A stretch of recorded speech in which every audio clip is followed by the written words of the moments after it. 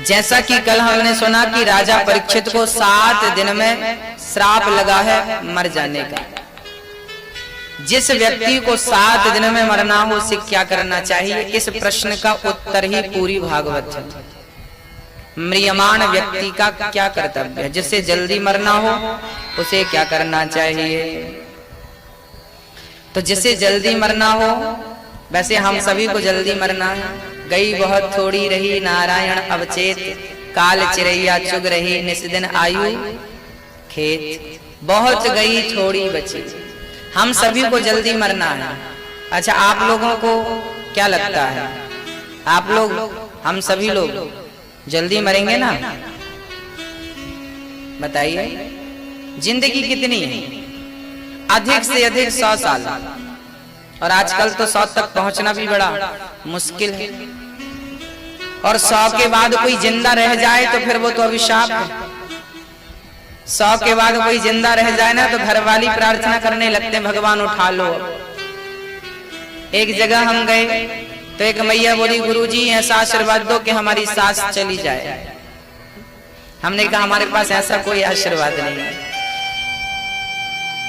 बोले ऐसी बात है कि 100 साल की हो गई, मरती नहीं। तो ज्यादा जीना भी अच्छा नहीं है मेरी माँ, इसलिए थोड़ा सा जियो, अच्छा जियो।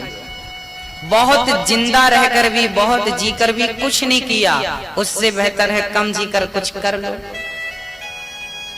ये जिंदगी बहुत थोड़ी है, कब श्वास रुक जाए, कब दिया बुझ जाए, कोई नहीं जानता।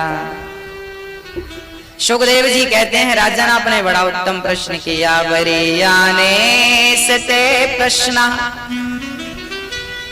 क्रतो लोकहितं नृपा, आत्मविद् सम्मतः पुंसां श्रोतव्या दिशु यः परः।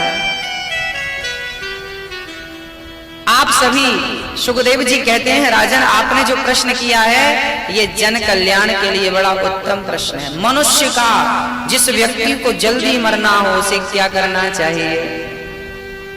सुखदेव जी कहते हैं, श्वास श्वास में हरि भजो, वृथा श्वास मत खोय, ना जाने से श्वास का आवन हो या न हो। पता नहीं श्वास गई है वापस आती है कि नहीं, भरोसा है? श्वास कोई नहीं जानता कि किसी की श्वास आखिरी। याद रखना, भगवान के घर से किसी को उम्र नहीं मिलती, भगवान के घर से सबको श्वास मिलती है गिनती की। आपने ले ली, खत्म, जाइए छुट्टी। उन श्वासों का सदुपयोग करना सीख लीजिए, उन श्वासों को सही जगह पर खर्च करना सीख लीजिए। सुखदेव जी कहते हैं, जिसे जल्दी मरना हो उसे अपनी नींद कम करनी चाहिए। क्या करना चाहिए मेरी माँ? कम सोना चाहिए, ज्यादा मत सोइए। उठ जाग मुसाफिर भोर भई, अब रैन कहाँ तू सोबत है। जागिए, बहुत सो लिया, अब तो जागो। कई लोगों को आपने देखा होगा दिन भर सोते हैं, रात में सोते हैं, फिर दिन में भी सोते हैं। यहां सोने के लिए आए हो, अकर्मण्य होके मत बैठो। मैं देखता हूं बिहार में बहुत सारे लोग फ्री होते हैं, पंचायत करते रहते, चबूतरे में बैठ जाते हैं, कोई काम नहीं, पंचायत। क्यों? आपके पास समय बहुत है, क्योंकि आपने अपने समय का कोई उपयोग नहीं किया, क्योंकि आप कर्म करना नहीं जानते। हमारे भारत में आपने देखा होगा, लोग कहते हैं नौकरी नहीं मिल रही है, बेरोजगारी है, बेरोजगारी है, नौकरी नहीं है, क्या करें, सरकार काम नहीं दे रही है। याद रखना मेरी माँ, याद रखना मेरे भाइयों, हर काम सरकार का नहीं होता, कुछ काम पब्लिक का भी होता है, आपका और हमारा भी होता है। मैं एक छोटा सा उदाहरण देता हूं आपको। भगवान श्री कृष्ण कहते हैं कर्मण्येवाधिकारस्ते मां फलेषु कदाचन। जवान लड़का घर पे बैठा है, पढ़ लिख कर घर पे बैठा है, ये दुर्भाग्य है। तुम कर्म कब करोगे? 2 पैसे कब कमाओगे? 2 पैसे कमाकर अपने परिवार का भरण पोषण कब करोगे? और कब करना सीखोगे? कब तक रोते रहोगे कि नौकरी नहीं मिल रही? कब तक? किसके नाम पे आंसू बहा रहे हो? शिकायत किससे कर रहे हो? हमारे भारत के बाजू में एक देश है जिसे चाइना कहते हैं, चीन। हमसे ज्यादा आबादी चाइना की है, हमसे ज्यादा जनसंख्या चाइना की है, फिर भी वो हमसे सुखी है, समृद्धवान है। आपके घर पे झांक कर देखिएगा, 10 सामान यदि घर पे पड़े होंगे तो 10 में से 8 सामान चाइना का होगा। आपके घर की बात कर रहा हूं। हिंदुस्तान का ऐसा कोई घर बाकी नहीं होगा जिस घर में चाइना का सामान आपको मिल ना जाए। क्यों? हमें हर चीज खरीदने की क्यों जरूरत पड़ी? हम भारत के लोगों की प्रॉब्लम क्या है? हम खरीद के काम चलाते हैं, वो चीज डेवलप नहीं करते, बनाते नहीं। सोचिए कि दीपावली में सजाने की जो लड़ियां आती हैं ना लाइट की, वो तक हम चाइना से खरीदते हैं। सोचिए भारत का ये दुर्भाग्य है कि हम छोटी छोटी चीजें भी नहीं बना पाते। क्यों नहीं बना पाते? क्योंकि भारत के लोगों को नौकरी चाहिए ना। यहाँ नौकरी करना है, नौकर बनना है, यहाँ बिजनेस कोई करना नहीं चाहता। आज बिहार पीछे क्यों है? बिहार के पीछे रहने का मात्र एक ही कारण है, आज बच्चे, माँ बाप बच्चों को पता है दिमाग सेट क्या करते हैं, बेटा तुम्हें पढ़ लिख के नौकरी करना है, सरकारी नौकरी करना। बच्चे को बचपन से माँ बाप यही सिखाते हैं कि तुम्हें नौकरी करना है, तुम्हें नौकरी करना है, तुम्हें नौकरी करना है। अरे भाई आपने सेट कर दिया है कि नौकरी ही करना है। अरे नौकरी क्यों करना है? बिजनेस क्यों नहीं करना? नौकर क्यों बनना है? मालिक क्यों नहीं बनना? ये बताइए। 50,000 रुपए यदि आप कमाते हैं किसी की नौकरी करके, तो भले 50,000 और 1 लाख कमाते हैं, कहलाएंगे तो नौकर ही ना। तो बड़ा नौकर बनने से अच्छा छोटा मालिक बन जाओ। व्यापार क्यों नहीं करते बिहार के लोग? बिजनेस क्यों नहीं करते बिहार के लोग? कब अपनी सोच बदलोगे? कब घर पे खटिया तोड़ना बंद करोगे? कब काम करोगे? और अपना गांव छोड़ के जाने की जरूरत नहीं है, अपना शहर छोड़ के जाने की जरूरत नहीं है। अपने गांव में, अपने शहर में कुछ ऐसा करिए कि और लोगों को आप रोजगार दीजिए, रोजगार देना सीखिए, ना कि रोजगार के लिए झोली फैलाना सीखिए। झोली मत फैलाइए किसी के सामने, हमें नौकरी दो। आप कहते हैं ना मैं बहुत पढ़ा लिखा हूँ महाराज जी, मुझे नौकरी चाहिए। कितने की? बोले 25,000 की नौकरी मिल जाए, 50,000 की नौकरी मिल जाए। अरे 50,000 की नौकरी आप क्यों चाहते हैं? अपने आप को इतना सक्षम बनाइए कि आप 50,000 की नौकरियां 50 बांट दें, 50 लोग आपके घर नौकरी पे हों और वो भी 50,000 के नौकर आपके घर पे हों। इतना महान, जब देखिए व्यक्ति महान तब बनता है जब सोच बड़ी करता है। समझ रहे हैं मेरे भाई, मेरे दोस्त, नौजवान भाई मेरी तरफ देखेंगे और ध्यान पूर्वक सुनेंगे। आपके पिताजी ने नौकरी करी, ठीक है, उनकी मजबूरी थी। आप पढ़े लिखे लोग हो, समझदार लोग हो, 21वीं सदी के जवान बच्चे हो। आप नौकरी मत करो, आप बिजनेस करो, व्यापार करो। आप कुछ ऐसा बनाओ कि चाइना से हमें खरीदना ना पड़े, हमारे भारत की चीज ही हमारे भारत के घरों पे जाए। काम की कमी नहीं है, बस दिमाग की कमी है, एक थिंकिंग की कमी है, सोच की कमी है, उस विचारधारा की कमी है बस। और अपने बच्चों को कभी ये मत कहना कि तुम ये काम नहीं कर सकते, आपके बच्चे सब कुछ कर सकते हैं। आज याद रखना मेरी माँ, हमारे भारत की एक नकारात्मक सोच भी रही है जिसके कारण हम भारत की तरक्की नहीं कर पाए। सोच क्या थी हमारे भारत की? हमारे भारत की सोच यह है कि यदि बेटा कुछ करने जाता है ना तो माँ बाप कहते हैं, पड़ोसी कहते हैं, नहीं नहीं बेटा तुम ये नहीं कर पाओगे, तुमसे ये नहीं होगा। बताओ कहते हैं कि नहीं?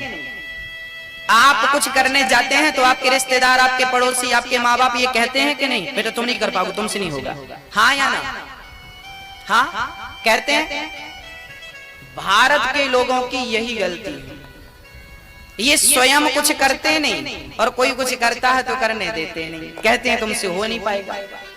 अरे ये तो बताओ कि क्या नहीं हो पाएगा, आप क्या नहीं कर पाएंगे। आप चांद तक चले गए, आप समुद्र की गहराई नाप चुके, आप एवरेस्ट की चोटी चढ़ गए, क्या नहीं कर पाएंगे। क्या बचा है जो आपने किया नहीं, सब कर पाएंगे। Nothing is impossible, everything is possible. क्या संभव है आपके लिए, बताइए। बाल बांध का नौजवान मेरा भाई क्या नहीं कर सकता, बताइए आप क्या नहीं कर सकते। सब कुछ कर सकते हैं, केवल मनोबल बढ़ाने की देर है। बच्चों को कभी ये मत कहना कि तुम ये नहीं कर पाओगे। यदि वो कुछ करते हैं तो माँ बाप का फर्ज है कि वो उसका सपोर्ट करें, ना कि नेगेटिव सोचे, नकारात्मक सोच रखें। तो आज से हम आपसे निवेदन करते हैं कि अपनी विचारधारा बदलिए, अपने आप को बदलिए, अपनी सोच बदलिए, तरक्की करिए। भारत को आपकी जरूरत है, आप जैसे नौजवान दोस्तों की जरूरत है, आप जैसे कार्यकर्ताओं की जरूरत है। जो आप ये मत सोचिए कि मैं कुछ कर रहा हूं तो मैं अपने लिए कर रहा हूं या अपने परिवार के लिए। आप ये सोचिए मैं जो कुछ करूंगा अपने भारत देश के लिए करूंगा, अपने वतन के लिए करूंगा, अपने देश के लिए करिए और देश को, भारत को समृद्धवान बनाइए। हमें उस दिन का इंतजार है जब चाइना की कोई चीज हमें खरीदनी नहीं पड़ेगी, सारी चीज हमारे भारत में होगी। लघु उद्योग बहुत करिए ना, काम करिए। अर्जुन को भगवान ने कर्म करना सिखाया, कर्मण्येवाधिकारस्ते मा फलेषु कदाचन। कर्म कर। अर्जुन गांडी भी छोड़कर जाने लगे, मैं नहीं करूंगा युद्ध, मेरे गुरुजन पिताजन खड़े हैं सामने, आदरणीय खड़े हैं, मैं नहीं कर पाऊंगा युद्ध। भगवान ने अर्जुन को, भागते अर्जुन को थामा। याद रखना गीता में भगवान कृष्ण ने क्या सिखाया है, गीता में भगवान ने सिखाया है कर्म करना भूल मत जाना। कर्मण्येवाधिकारस्ते, कर्म करो और अच्छा कर्म करो, बैठ के पंचायत मत करो। जितना समय आप लोगों ने पंचायत में गवा दिया वो समय कुछ करने में लगाए होते तो आज आप बहुत आगे होते, दुनिया आपसे सीख रही होती कि हाँ बनो तो उस जैसा बनो। पर पूरा समय पंचायत करने में खर्च कर दिया। हम देखते हैं लोग 2-2 घंटे 3-3 घंटे वेस्ट कर देते हैं। हमें पता है मेरी माँ के समय क्या होता है, समय को पहचानिए। याद रखना मेरी माँ, इस संसार में ये जो समय है ना, समय से बलवान कुछ नहीं है। आपको कौन चला रहा है? आपने महाभारत देखा होगा पुराना, जब DD1 में महाभारत आता था तब आपने देखा होगा। उस समय जब महाभारत स्टार्ट होता था तो पता है वो क्या आता था, सबसे पहले आता था मैं समय हूं। क्या आता था? मैं समय हूं, मैं वो समय हूं जो सबको अपने काल चक्र में बांध कर रखता हूं। मैं समय हूं। मैं कौन हूं? मैं समय हूं। ये समय का चक्र जो चल रहा है, आपने देखा होगा शुरू महाभारत चलता था तो एक सर्कल चलता रहता था, गोल गोल चक्र, और वो कहता था मैं समय हूं, बस समय ही हूं मैं। ये समय ही आपके बाल पक गए, किसने पकाया? समय ने पकाया। दाढ़ी काली से सफेद हो गई, किसने कर दी? समय ने कर दी। लड़कपन से जवान कर दिया, किसने? समय ने। जवानी से बुढ़ापा गया, किसने? समय ने। आपको बदलने वाला कौन है? याद रखना, पड़ोसी कभी नहीं बदल सकता आपको, ये दुनिया कभी नहीं बदल सकती आपको। बदल सकता है तो केवल समय बदल सकता है आपको। इसलिए आप अपने समय को बदलिए। जो समय व्यर्थ में फिजूल में खर्च हो रहा उसका सदुपयोग करिए। समय कहता है कि जिसने मुझे एक बार ठुकराया मैं उसे बार बार ठुकराता हूँ, और जिसने मुझे एक बार पहचान लिया मैं उसे गगन की ऊंचाइयों तक पहुंचा दिया करता हूँ। जीवन में कभी भी समय का दुरुपयोग मत करना। याद रखना, 100 रुपए गिर जाएंगे तो वापस आ जाएंगे, पर समय निकल जाएगा तो वापस नहीं आएगा। जिस व्यक्ति ने अपने जीवन में समय को पहचान लिया वो तरक्की, आज जिन लोगों ने समय की वैल्यू को समझा है आज वो तरक्की कर रहे हैं। आज वो रो नहीं रहे हैं कि पैसा नहीं है, कि काम नहीं चल रहा। लोग रोने बैठ जाते, गुरुजी काम नहीं चल रहा, गुरुजी पैसे नहीं है। जो पैसे के लिए रो रहे हैं ना, ये वो लोग हैं जो समय को समझते नहीं है। समय का सदुपयोग करना नहीं सीखा आपने।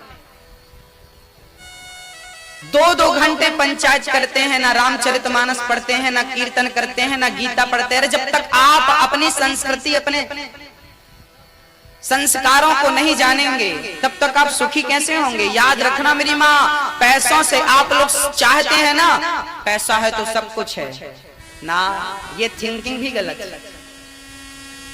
पैसा है तो सब कुछ है, ये बिल्कुल गलत बात है। हाँ, पैसा बहुत कुछ हो सकता है, पैसा सब कुछ नहीं हो सकता। चलिए मैं आपको एक उदाहरण देता हूं। एक तरफ पैसा रखा हो और दूसरी तरफ आपका स्वस्थ शरीर हो। शरीर में बहुत सारे रोग हैं, शरीर रोगी हो गया। एक तरफ रोगी शरीर है, एक तरफ पैसा है और एक तरफ स्वस्थ शरीर है। आप बताइए पैसे को पसंद करेंगे या स्वस्थ शरीर को चाहेंगे?